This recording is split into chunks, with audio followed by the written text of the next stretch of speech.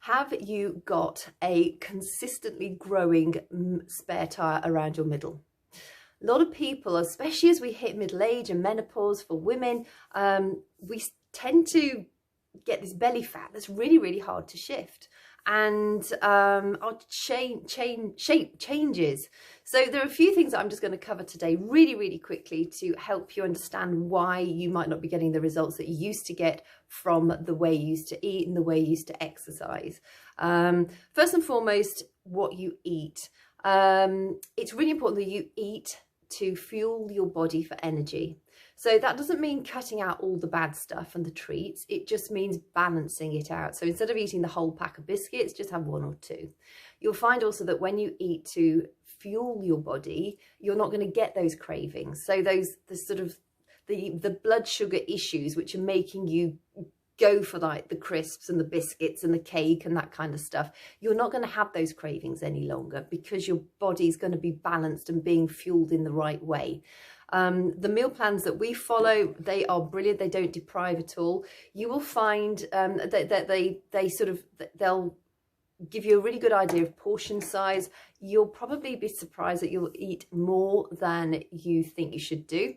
I always struggle to eat as much as I'm supposed to do, but when I do eat as much as I'm supposed to do, my results are off the scale. Literally, it's phenomenal. It's almost like too good to be true, but it's not. Also, to get the right sort of balance of macronutrients throughout the day, that's also really important for sustained energy. And as we go through the day, our needs change. Our bodies, for our bodily functions, we don't need so much of some macronutrients as we do others. So that's also really important to consider. Food as fuel is when we go into, say like you do like a starvation, the typical diet. So, you know, I don't know, you just restrict the amount of calories that you're eating. And it's true that if the calories in are greater than calories out, you are going to struggle to lose weight. However, there are different types of calories, which is why some of those systems out there, I'm not going to name them, but you know, where they count calories, for instance, a donut will have fewer calories than an avocado, but a donut is going to make your body hang on to fat, whereas an avocado is going to help you shed fat, and also it's going to fuel your body, you know, the way it needs to be done naturally, whereas a donut's going to set up a chain reaction of all sorts of different hormonal releases and blood sugar problems, and you're going to hang on to fat. So purely counting calories doesn't really make sense. It's more about the value of the food that you're eating and getting the right balance of that value of food. And so yes, when you starve yourself, you will lose weight. However, the problem therein lies is that when you then start to eat normally, and most of us have a default, most of us have a natural way of eating. And yes, you can tweak it and you can educate yourself to learn what you should eat when, and you know how to crowd the bad out with the good. But when you, putting it simply, when you starve yourself, your body, when it starts to eat again, thinks, well, I'm going to hang on to those calories because I might be going through another starvation period. The body's really, really clever. And so that's why you get those, it's yo-yo dieting. You starve yourself, you go on a diet, you hit your goals, yay, brilliant. And you start to eat normal food again. But because the body's hanging on to that food and storing those calories just in case you starve it again, you actually end up in most cases putting more weight on than you did before you actually started your previous phase of starvation diet. Hope that makes sense. That's why you get those yo-yo diets. The only real way to get across that is to follow a really concise, really easy way of eating, method of eating that fuels your body for fuel. It's going to naturally stop some of those cravings. You're going to feel amazing. You're going to lose your weight healthily, and it's also going to be maintainable. Next thing is exercise. So, you know, a lot of us, it might be that you're just not getting the results that you want to get as you get towards middle age. Particularly talking about the menopause, the risk of osteoporosis, osteopenia, so the softening of bones getting brittle, muscle does atrophy if we don't use it. Once our human growth hormone starts to diminish quite quickly, so does our collagen and our elastin, which is why we get more wrinkly all of a sudden. And you need to exercise. You need to have weight bearing exercises and strength training exercises in order to keep the bones strong, to keep your muscle tone, and to keep you functioning properly. You know, posturally it's incredibly important that we have a really strong back, we've got a strong core, that our glutes are firing properly. Most of us sit down way too much more than we should do, me included, but because the workouts that I do specifically target the glutes to activate correctly, you know, that's not such a major issue, but it does bother me that I sit down so much. I actually sit on a wobble cushion quite a lot of the time to keep my core firing. It's just a more healthy way of sitting down if you're going to sit for a long time, because your little your muscles are always making tiny little corrective movements because you're not sat on a flat chair. So core balls and exercise balls are fabulous if you've got space to sit on them. If you work at a desk a long period of time, it will help you with back issues. But it's really important that we're having a good range of strength training and knocking back on the cardio a bit, because intense cardio spikes our cortisol levels. Cortisol is one of our stress hormones, and it also means that we hang on to belly fat. If you've seen any of my previous videos, you'll know I talk a lot about belly fat, because people say, oh, they just need to stop eating carbs, they need to restrict their diet. Yeah, reducing carbs will have a noticeable effect, because that tends to be water weight when you eat carbs. But a lot of it is stress. So when we're under stress, we have 4 times the amount of cortisol receptors in our belly, around our belly, which is why when we're under long-term stress, and that can be stress from the wrong food, not sleeping well, deadlines at work, unhappy relationships, stress is cumulative, and it's actually really hard to get rid of, and that's what makes us hang on to belly fat. So if you're under long-term stress, you're likely to have some belly fat, and that is why. So don't think you've got to starve yourself. That is actually going to put you into stress again, which is going to even make that belly fat thing worse. So long periods of cardio, really tough cardio, which sort of, you know, you're huffing and puffing, you're feeling like you're about to be sick, you're about to pass out, that sort of cardio, it's not good for us.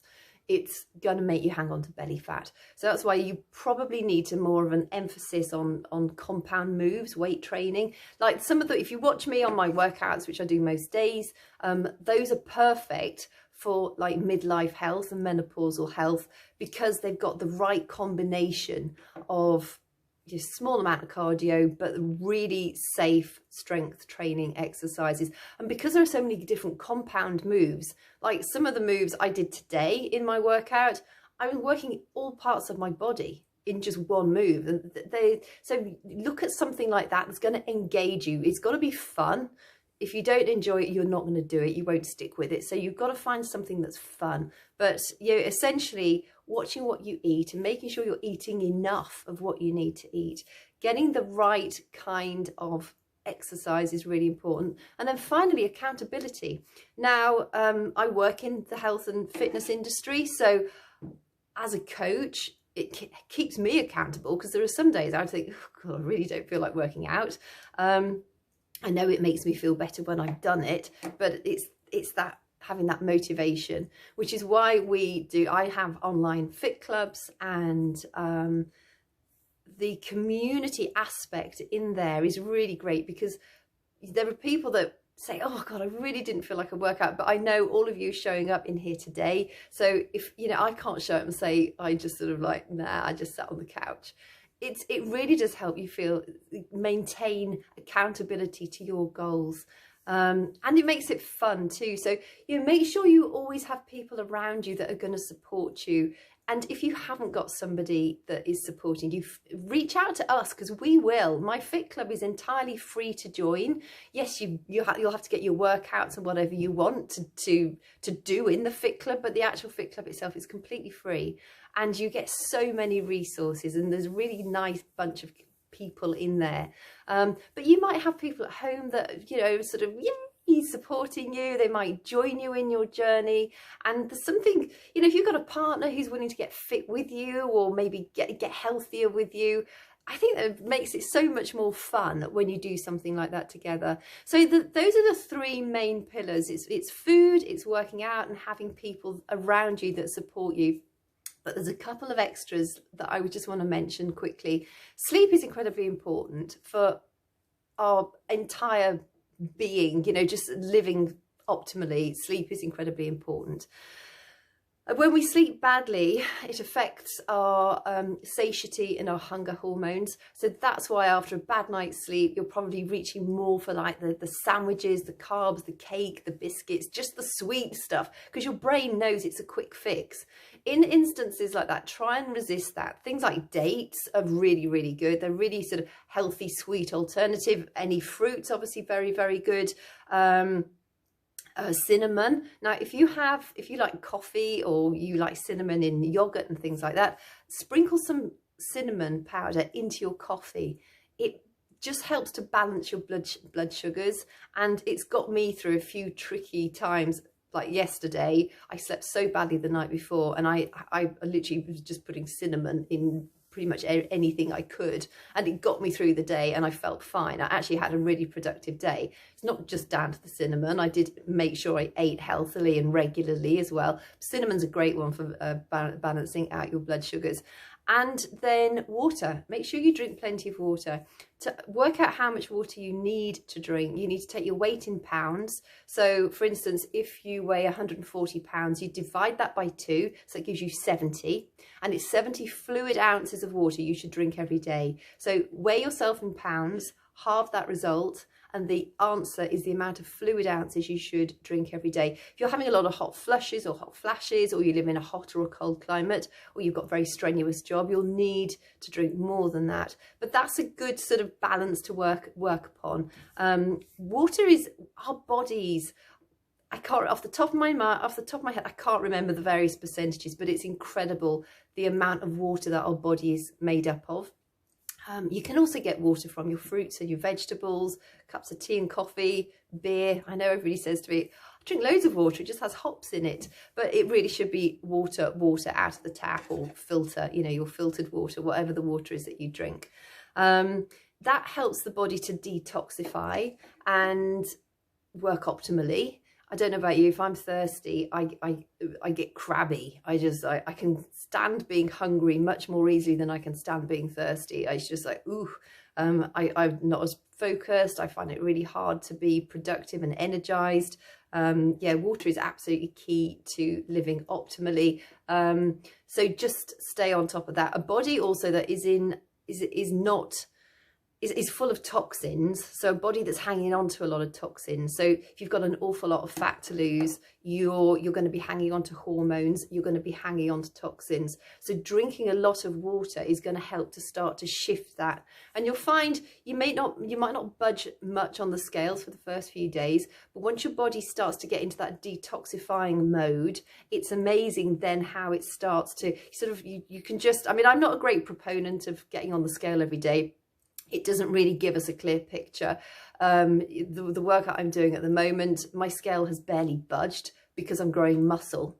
So it's, yes, my measurements have gone down, but my scale's barely shifted at all. And I'm just assuming it's because I'm building more muscle as a result of the workout program that I'm doing. So it does take a little while sometimes for that scale to start to shift. And the one other thing, just to add quickly, is when you start a new workout program, or if you're new to fitness, your muscles are going to become inflamed, because the whole point, the whole process, exercise actually breaks down the muscle fibers, and then it's that repairing that the body does that makes the muscles stronger and get leaner, and that's when you develop that nice sculpted shape on your shoulders and your arms and, you know, the rest of your body. So when that sort of part of the breaking down and rebuilding process, there's a certain amount of inflammation involved with that. And inflammation will make you hang on to more fluid as well. So for the first maybe sort of 10 days, 2 weeks, possibly even 3 weeks moving into a new fitness program, that inflammation, that muscle soreness is also going to mean that the scales are not going to budge quite as much. So just wanted to give you my top tips, and hope that helps. But just summarizing, it's what you eat, food as fuel, And I promise you, it'll get rid of those cravings. It's amazing how it works. Getting the right kind of exercise for you, for your body, for your age, for your hormones, and having a supportive network around you to help motivate you on those days when you actually really don't feel like doing a thing. And then on top of that, watch your sleep and also drink plenty of water. So have a great rest of your day. Thanks for joining me. If you've got anything that you want me to cover in a future video, just send me a message. I will add it to my list, and I'll make sure to tag you when I do that video so that you know I am replying, or, you know, covering that subject that you wanted me to chat about. So stay safe. Chat to you soon.